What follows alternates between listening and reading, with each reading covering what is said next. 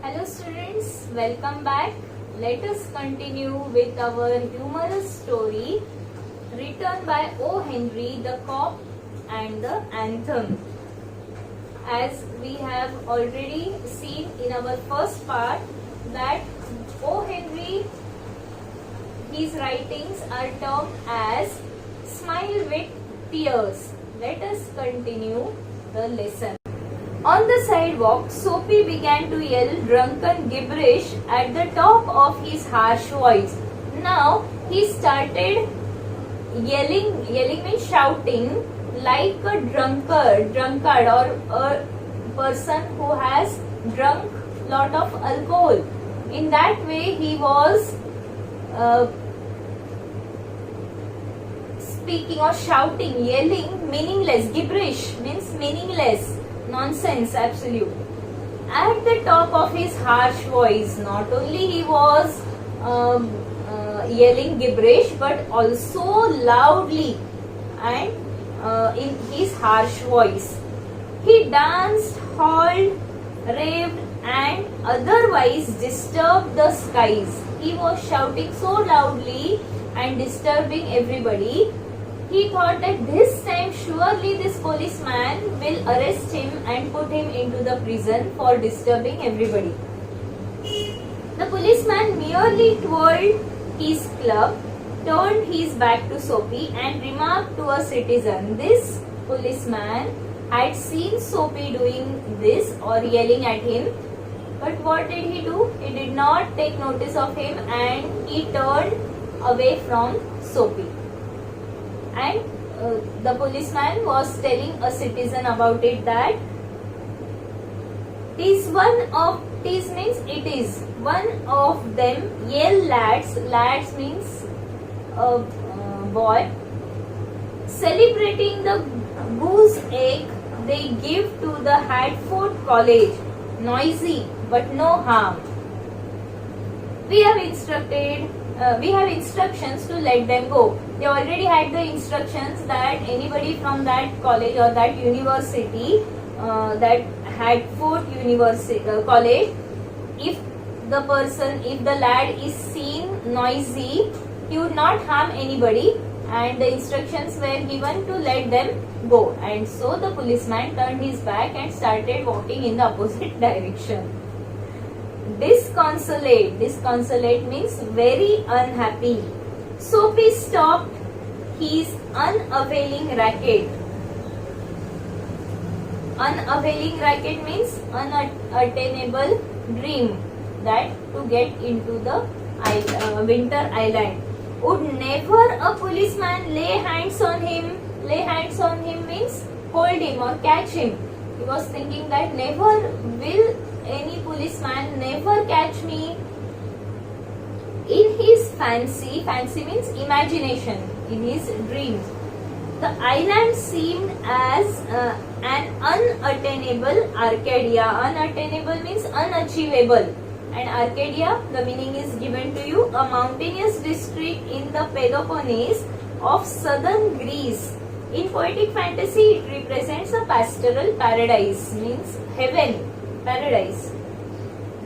Unattainable Arcadia, which is the heaven for Soapy? It is the prison. He buttoned his thin coat against the chilling wind. Although he had the coat, it was not warm enough to keep him protected from the cold. It was very thin.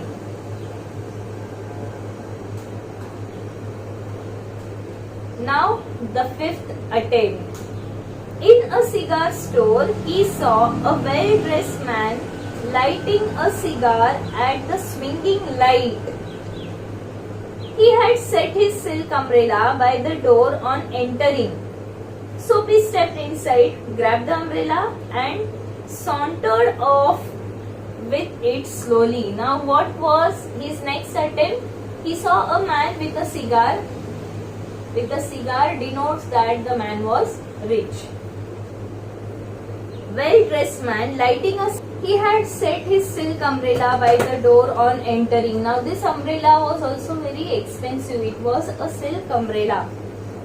Soapy stepped inside and grabbed the umbrella, and he did not run away, but he sauntered off with it slowly. Sauntered means walked in a relaxed manner. What was his intention? Not to run away with the umbrella, but his intention was to get into confinement, to get into the prison.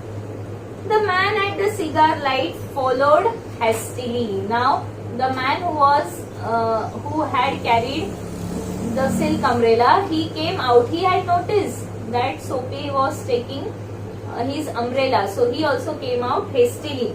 My umbrella, he said sternly. Sternly means seriously. Oh, is it? Sneered Soapy, adding insult to petty larceny. Now, sneered means gave a mocking reply, mocking smile. That, is this your umbrella? Then call the cops. Well, why don't you call a policeman? I took it, your umbrella. Why don't you call a cop? There stands one on the corner. Not only is he suggesting to call the cop, but also he is telling where the cop is standing. He knows very well. So he is telling that he is standing at the corner. The umbrella owner slowed his steps.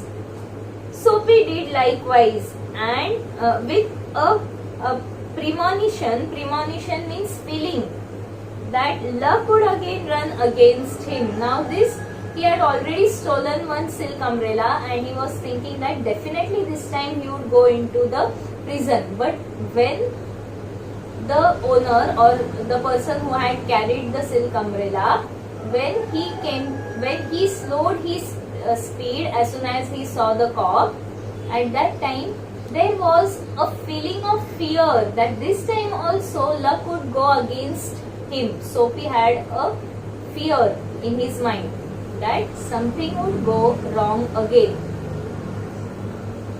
The policeman eyed at the two curiously. The policeman saw that there are two people and they are arguing at something. So he was looking at them. Of course, said the umbrella man. Well, you know how these mistakes occur if it's your umbrella. Now, there is a twist again in this incident, that this man, he said that, oh, is it your umbrella? Then take it.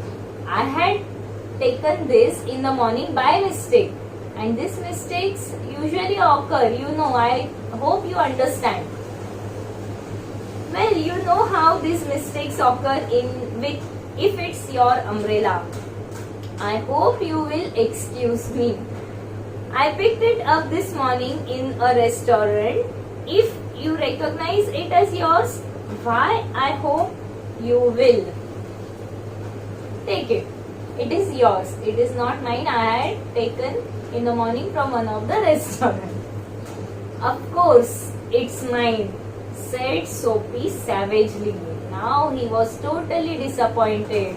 Even after trying for several times, his dream was becoming unattainable. And what was his dream? To get into the prison. The ex-umbrella man retreated. Retreated means he went back. The policeman hurried to assist a tall blonde in an opera cloak across the street in front of a streetcar that was approaching 2 blocks away. Now the policeman got busy with his own work. Soapy walked eastward through a street damaged by improvements. One street was being repaired, or it was under construction, and he was walking through that road, and he hurled the umbrella angrily into one of the excavations means the pits or the holes which were made to reconstruct the road. He hurled the umbrella means angrily he threw the umbrella into that excavation. He muttered against the men who wear helmets and carry clubs. The men who wear helmet and carry clubs are cops. This is the reference to the policemen. Because he wanted to fall into their clutches, they seemed to regard him as a king who could do nothing wrong. Otherwise, he was a person with criminal background. But here, now, when he wanted to go into the prison, all the policemen were thinking him as a king who will never do a mistake. And they were not putting him into the prison. At length, Soapy reached one of the avenues to the east where the glitter and turmoil was but faint. Avenues means lanes. He reached one of the avenues where the glitter means the bright lights and was not there, and the disturbance also was not there. It was a quieter place. He dragged himself towards Madison Square, for homing instinct survives even when the home is a park bench. However bad the home might be, each and every person feels like getting to his place, getting to his home at the end of the day. And which was his home? The park bench was his home. So he was getting towards his park bench, and he was thinking that even that day he had to spend the night on the park bench, and his dream of going into the prison was totally unreachable. But on an unusual quiet corner, Soapy came to a standstill. It was a quiet corner. There was no disturbance, no noise around.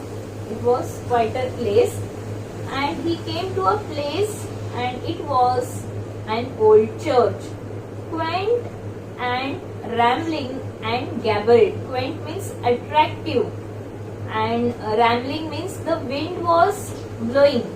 Rambling, and gabbled means constructed with gables, means triangular roof, and as usually the church appears. It was an old church. Through one violet-stained window, a soft light glowed, where no doubt the organist loitered over the keys. Loitered means he was practicing some anthem, some Sabbath anthem. Sabbath anthem means Sunday prayer. Anthem, as I told you, it is a prayer which is played or sung in the church. Making sure of his mastery of the coming Shabbat anthem. He was practicing for Sunday anthem. For there drifted out to Soapy's ears sweet music that caught and held him transfixed against the convolutions of the iron fence. He was just standing there staring at the church, and he could hear the organist playing or loitering some anthem. It was a Shabbat anthem, and this anthem transfixed Soapy, and he started listening to it. The moon was above, full and radiant. Vehicles and pedestrians were few. Pedestrians means who walk. Those are pedestrians. Sparrows twittered sleepily at the eaves, or a little while the scene might have been a country churchyard. Sparrows twittered sleepily means it was evening time. That means the anthem that the organist played cemented Soapy to the iron fence. Cemented means he was absolutely stuck there. He wanted to hear what the anthem was being played, for he had known it well in the days when his life contained such things as mothers and roses and ambitions and friends. Once upon a time, this Soapy was a good boy, and he was he had realized that he knew that anthem, and he had heard it when he had his mother. When he was with his mother, he had dreams, he used to study, he was a school going boy at that time, ambitions, friends, and immaculate thoughts and colors. Immaculate means perfectly clean and tidy. Thoughts and colors. He was a good person at that time. The conjunction of Sophie's receptive state of mind and the influences about the old church brought a sudden and wonderful change in his soul. The conjunction of Sophie's receptive state of mind. What state of mind he had? That he did not want to earn anything. He did not want to work. He wanted to live a lazy life, idle life. No work at all. He had such thoughts, and for that purpose he was ready to go into the prison as well. But now this anthem was changing his mind. Not only his mind, but changed in his soul as well. He viewed with rising horror the pit into which he had tumbled. He viewed with a rising horror that how could he think of such good things after a long time? He was thinking. It is said that he viewed with rising horror the pit into which he had tumbled and degraded. He was thinking that how can a person think of going into the prison, and for that trying all the possible things? How could he think of it? The degraded days, the unworthy desires, dead hopes, wicked faculties, and base motives that made up his existence. He was full of negativity, laziness. He did not actually think that he can do something. He had the capability to do something good. He could earn money honestly. He could work hard. He had totally been away from all these thoughts and things. And now suddenly he had realized that he was degraded. He had fallen into a pit. Dead hopes, no hopes at all. Just spend a day, spend a night, and that is the intention of life. Somewhere arrange for the food by begging or somehow stealing or something like that, and then spend the life in that way. He had no hopes or no desires to have a family or a good future of his. And also in a moment his heart responded thrillingly to this strange mood. Suddenly his heart also responded that yes, this was the time when he should come back to the normal life. He should do something, he should achieve something in his life. A strong impulse moved him to battle with his desperate fact. Now he was so desperate that he wanted to live a happy life. Now he did not want to go into the prison. He wanted to earn money, he wanted to live a happy life, and for that he was now preparing himself. He would pull himself out of the mire and would make a man of himself again. He wanted to prove himself once again. He would conquer the evil that had enslaved him. Something was ruling upon him. He was slaved by these evil thoughts of laziness, of not working at all, of just wandering here and there.